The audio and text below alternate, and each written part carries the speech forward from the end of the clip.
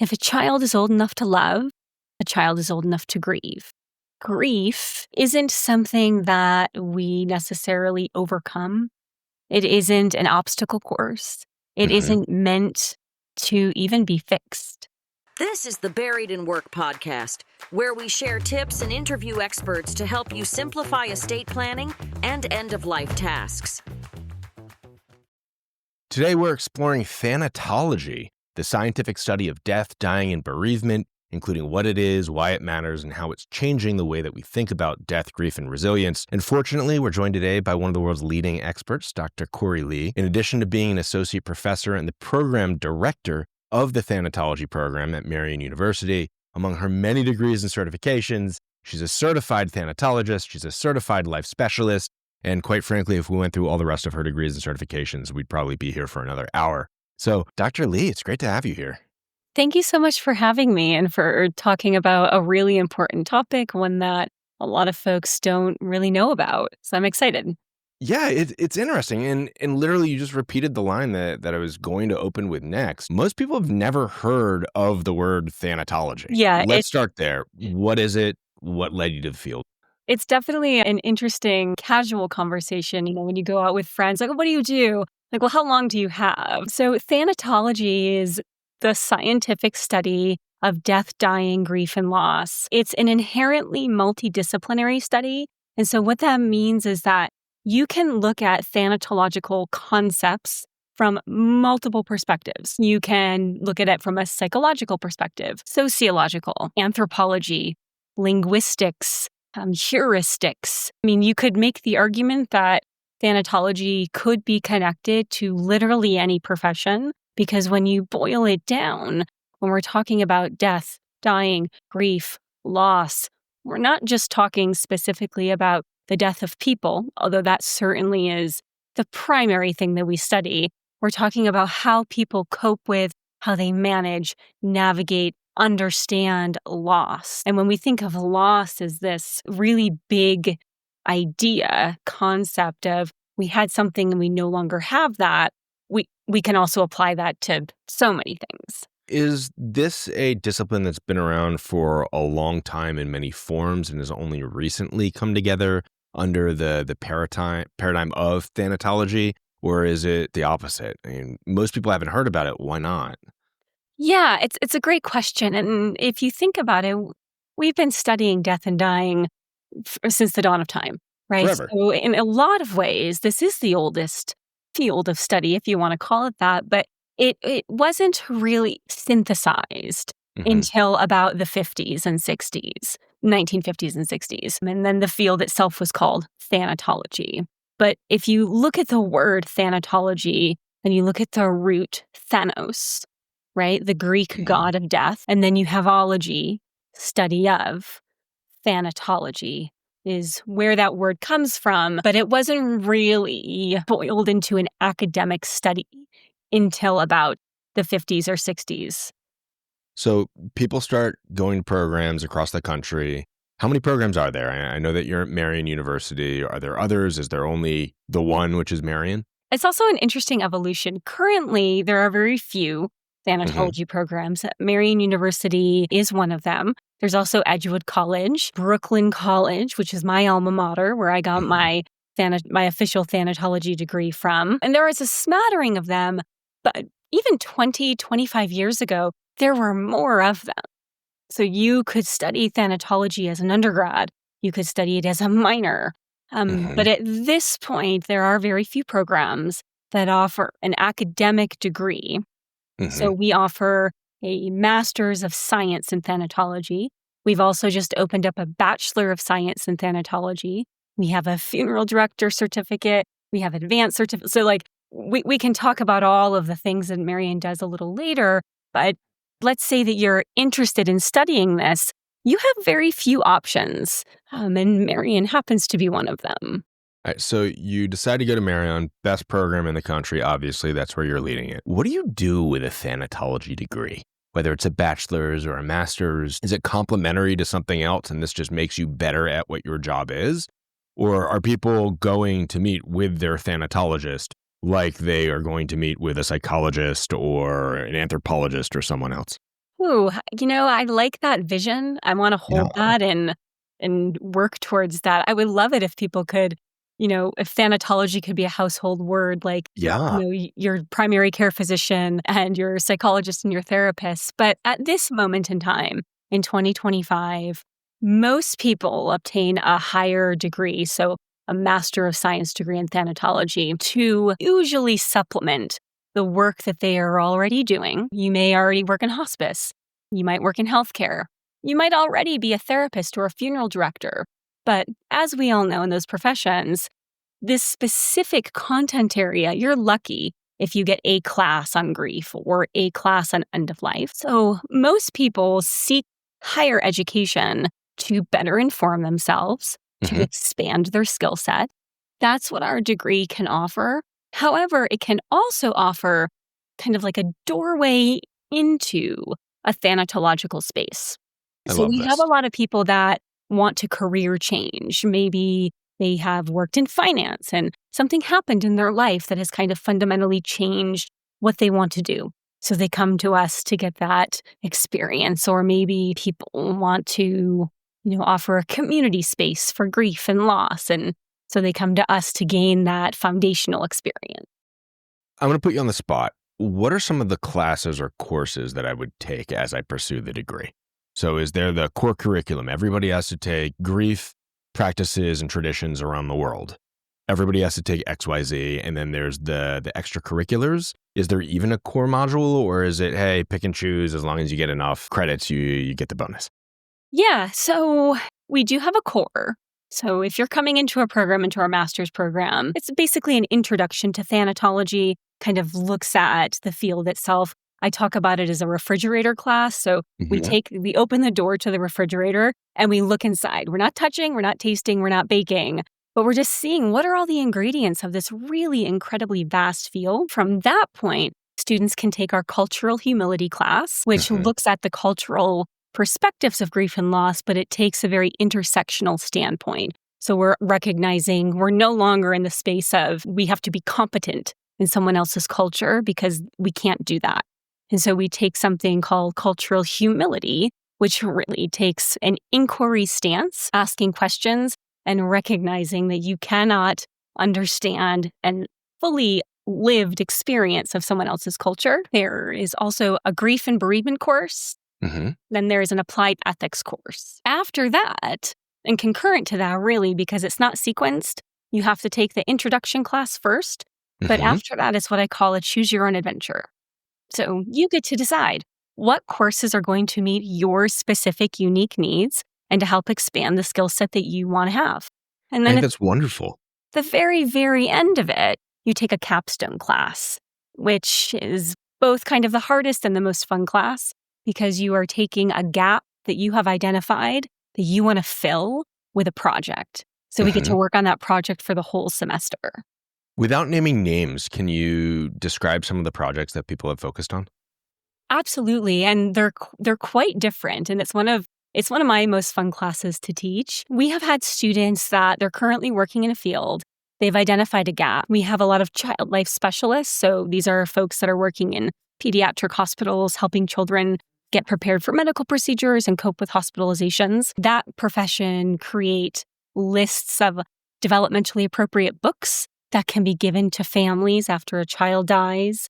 We have had people also in that profession create a curriculum for a grief support group that's held in the hospital after a child dies. We have also had someone do something quite creative and create a screenplay that accurately portrays what organ donation looks like.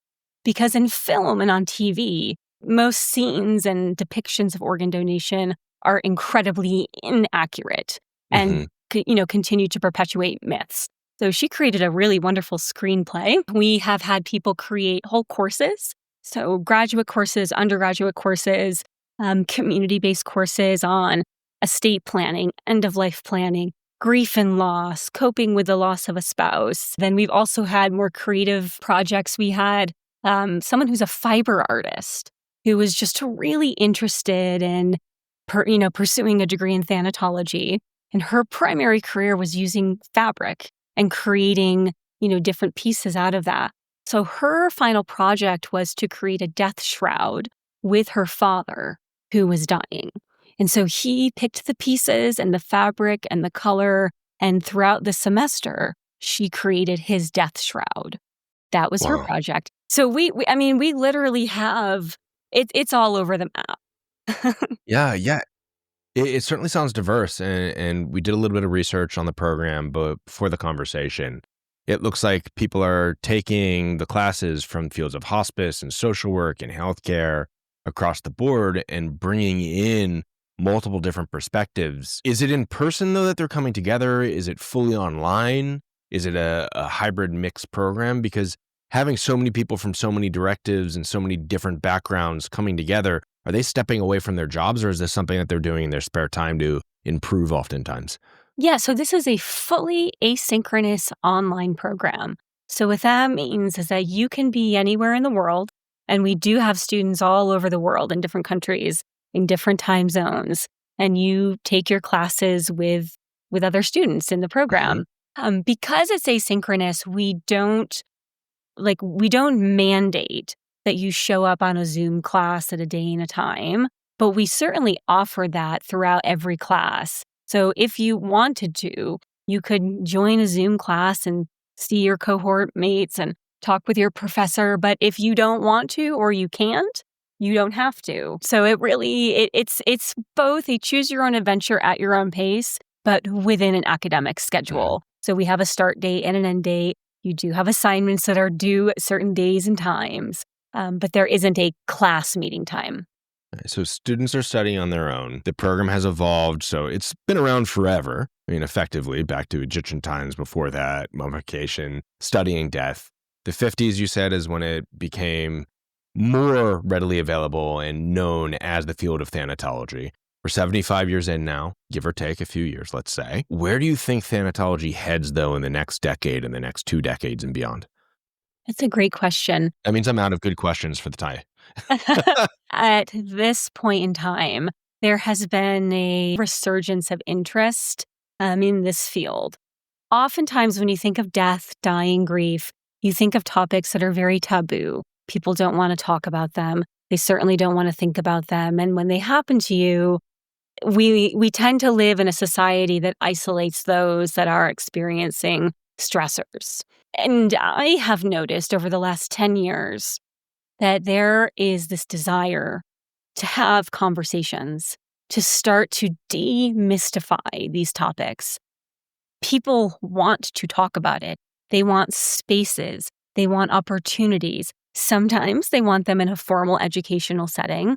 And sometimes they just want to attend a death cafe that's at their local tea shop that meets once a month so that they can talk about a topic with these folks because nobody else in their life will let them speak on it, right? So I think we're going to see, and we're already in the process of seeing this, but I think we're starting to see a societal shift in attitudes towards talking, engaging, and experiencing death, dying, grief, and loss. And what I'm hoping that is going to do is that we're going to see more thanatology programs because we need more of them. And we also need the intersection of them, right? My program is an applied program. So what that means is that if you're interested in the philosophy of death and dying, I probably don't have the right program for you because we're talking about practical applications, practical skills of working with people.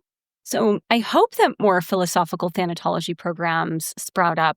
It would be wonderful also if there was a PhD that was specific to, maybe it's not thanatology, maybe it's death studies or something like that. But in current day, there is no PhD in thanatology. You get a PhD in your field of study and you take a thanatological focus. So I'm hoping that will also happen in the next maybe 10 years.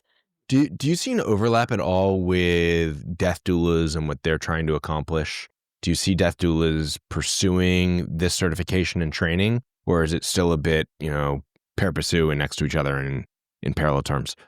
Well, I think there is an important space for death doulas. I think that they do really, really important work, grassroots community work.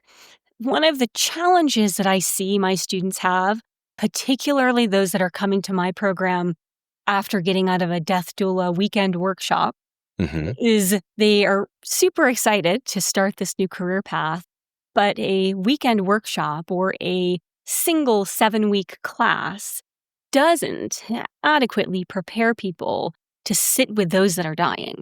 Hmm. Hmm. 100% of the death doulas in my program that come to me, none of them had actually sat with someone who was dying. Because in those programs, in those weekend certificate programs and like intensives, workshops, you get a lot of the theoretical, but you Hmm. don't get the practical.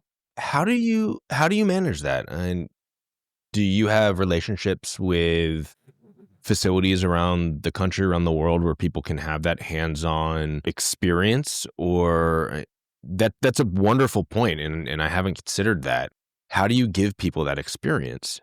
Yeah, and I mean, it is. I do think it's a good point. I also think it's an ethical point, right? Hmm. This is arguably one of the most vulnerable populations that Hmm. you can be working with, and for certain organizations and workshop folks to say that they're training you to be a death doula without providing you with that really sensitive and important experience of sitting with somebody, not just a loved one. Right? Because a lot of people enter into that space, well, my mother was on hospice, my dad was on hospice. It's certainly not discounting those experiences, but to take that lived experience and to translate that into a profession with a weekend workshop from an ethical standpoint is Hmm. very precarious. And so one Yeah. of the first things that I encourage my students to do is to contact their local hospice and Hmm. start to volunteer, because that is the best way that you can start to get that experience, is to be a bedside volunteer at a hospice. Hmm. Hmm. That's a very valid and important point that I think people should take to heart. How did you find yourself on the path? Let's switch a little bit away from the program itself. What's your background? I know that you've been in the industry for quite some time now, and you clearly love it. It's your passion. How did things kick off for you? Yeah, so I was, I guess, one of those lucky people that I knew from a very young age, around the age of 7 or 8, that I didn't know I wanted to be a thanatologist because I didn't know Hmm. that word, but I knew that I wanted to work in hospitals helping sick kids, is essentially what it boiled down to. So pretty quickly, when I was in my bachelor's program, I found out about child life, and I transferred into a school that offered a child life degree, and I started working in pediatric hospitals during my undergrad. And so I became a certified child life specialist, worked in some of the country's top pediatric hospitals in the medical surgical ICU, hematology, oncology, outpatient surgical settings, worked with a lot of children that were very medically complex. Hmm. And because of the work that I was doing, I intersected with a lot of children who were at the end of life. And being the person that I am when I am faced with a challenge, I move towards that challenge and I want to understand it. And I felt quite challenged with working with children who are dying. I felt like I needed more to do it better.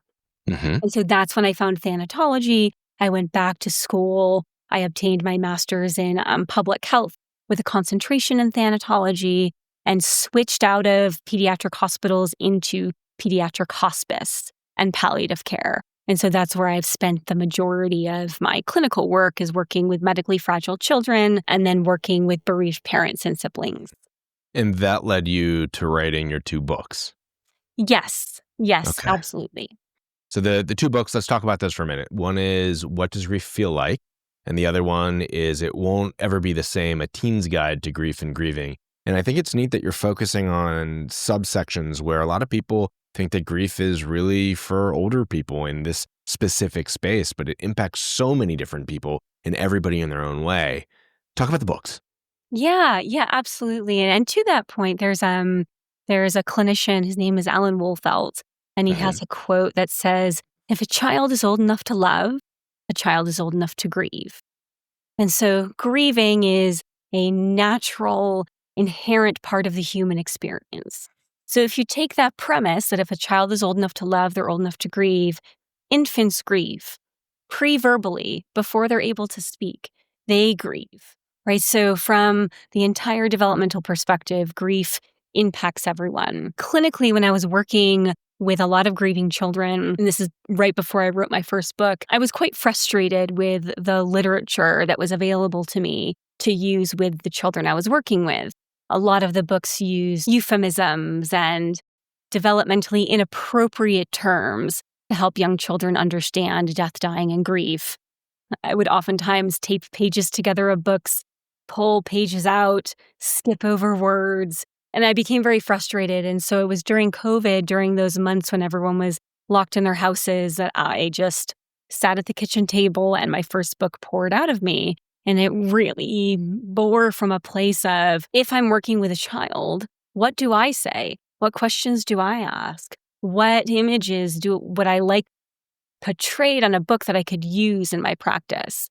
And that is exactly how What Does Grief Feel Like, came into the world. What's something that we didn't talk about today that you wish people focused on more? Oh, goodness. We could probably have a a whole podcast just on that. I think, the thing that's coming to mind at the moment is understanding that grief isn't something that we necessarily overcome.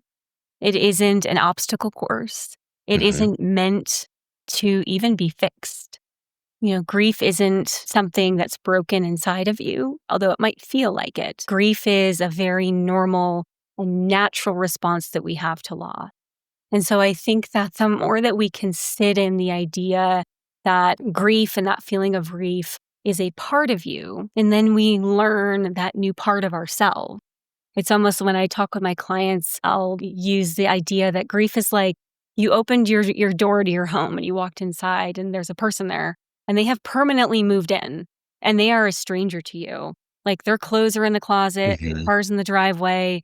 They're not going anywhere. They're living with you for the rest of your life. And so over time, you have to get to know them, understand them, what their needs are. And grief is very much like that. One day it shows up and we have to figure out how to integrate that into our lives.